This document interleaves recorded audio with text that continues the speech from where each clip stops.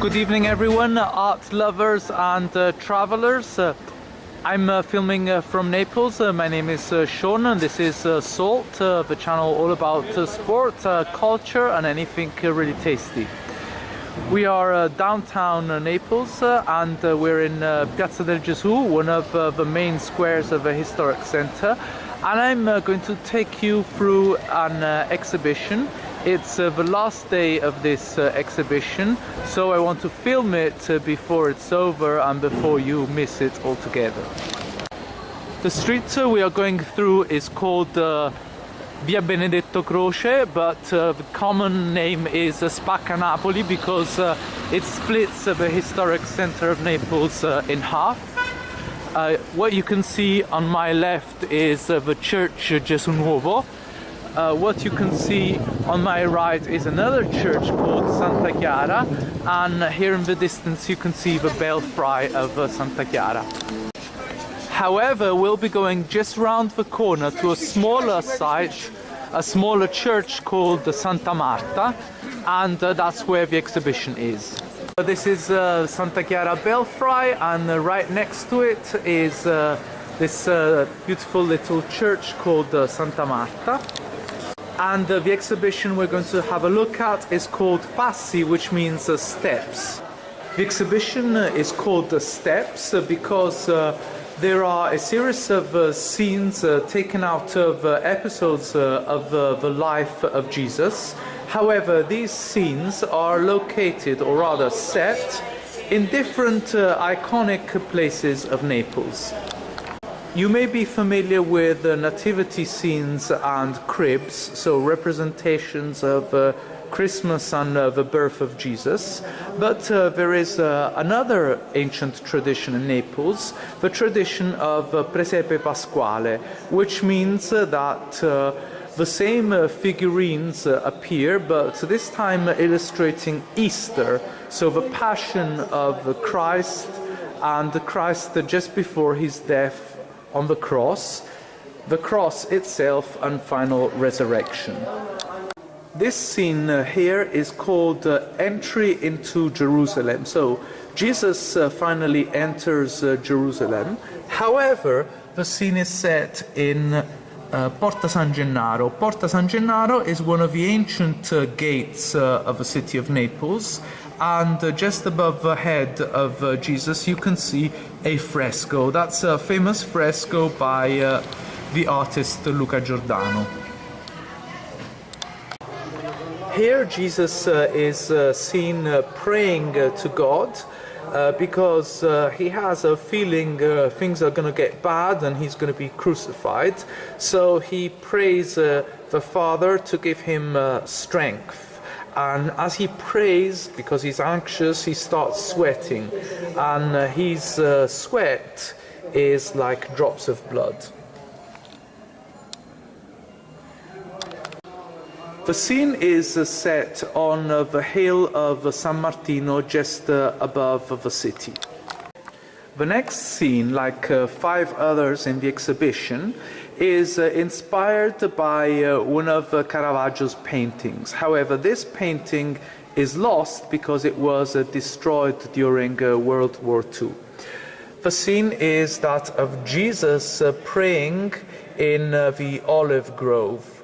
Again, the scene is set in San Martino, and you see Jesus' disciples falling asleep instead of staying awake and giving him the comfort he needs to face his destiny. Jesus feels betrayed in his sense of friendship, but really it is God who has put the disciples to sleep, because Jesus is supposed to sacrifice his life to wash away original sin, and so he's a kind of a scapegoat and he has to face it all alone. The next scene shows Jesus being brought in front of Pilato, the Roman governor of Galilee, who condemns him to crucifixion. However, this scene again is inspired by one of Caravaggio's paintings, Ecce Homo. In the background, because this is supposed to be a street of Naples, there is a poor beggar. This scene represents the flogging of Jesus Christ, again inspired by one of Caravaggio's paintings. It's set in a church of Naples, the church of San Giorgio Maggiore, whereas if you want to see the painting by Caravaggio, you need to go to the Museum of Capodimonte. The next scene looks straight out of the movie by Mel Gibson when the Romans torture Jesus and then they oblige him to carry his own cross. So Jesus is seen wearing a crown of thorns, bloody, and a pious and devout lady from Naples tries to comfort him and offer him a big handkerchief. The scene is set in a street leading to Capodimonte called Salita Capodimonte. Neapolitans know that this street is really very steep, so it would have been super hard for Jesus to carry the cross up that street. You can see some little details typical of Neapolitan figurines like garlic and onions and cherry tomatoes hanging from a wall. This scene is a crucifixion. There is a widow looking out from her window towards what is Mount Somma, the other side of Mount Vesuvius, and far, far away in the distance she sees Jesus being crucified.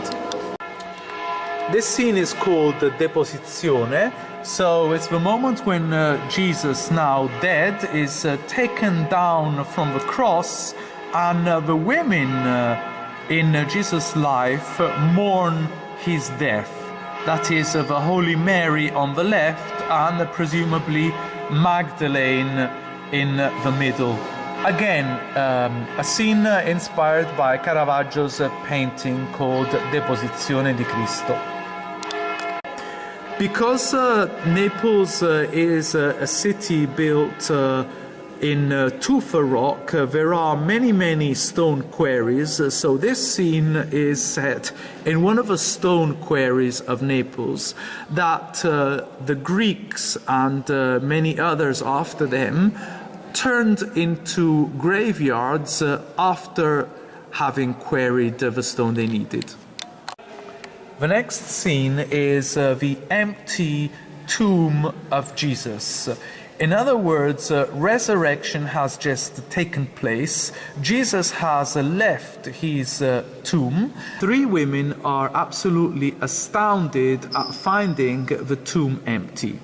Again, another scene set in one of the quarries of Naples. These are the Catacombs of San Gennar. Catacombs are a series of caves that the early Christians used to hide from the persecution of the Romans. The last scene is set in an ancient tavern of Naples, Il Cerriglio, and it's Jesus' Last Supper. It was also a picture by Caravaggio called Cena in Emmaus, Dinner at Emmaus, and there are a few details slightly different from the picture. For instance, in the picture, Jesus and the apostles appear to be eating chicken, whereas here in Naples, people didn't have much money, so Jesus and his disciples are only drinking wine and eating bread. As I told you, Caravaggio inspired many of the scenes here. So here is one more scene, scene number 11, depicting Caravaggio in his studio in Naples. So Caravaggio came through Naples briefly on his way from Rome towards Malta and then on his way back from Sicily towards Rome. Only that in his second stay in Naples he was attacked by people with murderous intents of revenge, because Caravaggio was very, very quarrelsome, and so you can see maybe a massive scar just over his left eye. So this is what the exhibition is all about. Passi, which means steps moving around Naples, and scenes of the life of Jesus set in historical places of Naples. Another section of the exhibition is dedicated to the work of an artist called Marcello Aversa, who does precious works in terracotta. Domenico Sorrentino graces the exhibition with a sculpture dedicated to Saint Joseph from Copertino, the patron saint of students and travelers, and he appears to be levitating, enraptured by ecstasy. As you can see, the church appears neoclassical in style, although it was built in the 14th century, because it was burnt down in the 17th century when Masaniello, the Neapolitan revolutionary, hid in the underground crypt of the church, while other people, presumably the loyalists, were trying to kill him, and so they set fire to the church. That's why the layout of the church has changed dramatically since its foundation. So I hope you enjoyed this exhibition, and the extraordinary thing about it is that it's completely free of charge. Like the best things in life, and like many, many things in the cultural life of Naples, you don't have to spend any money to enjoy it.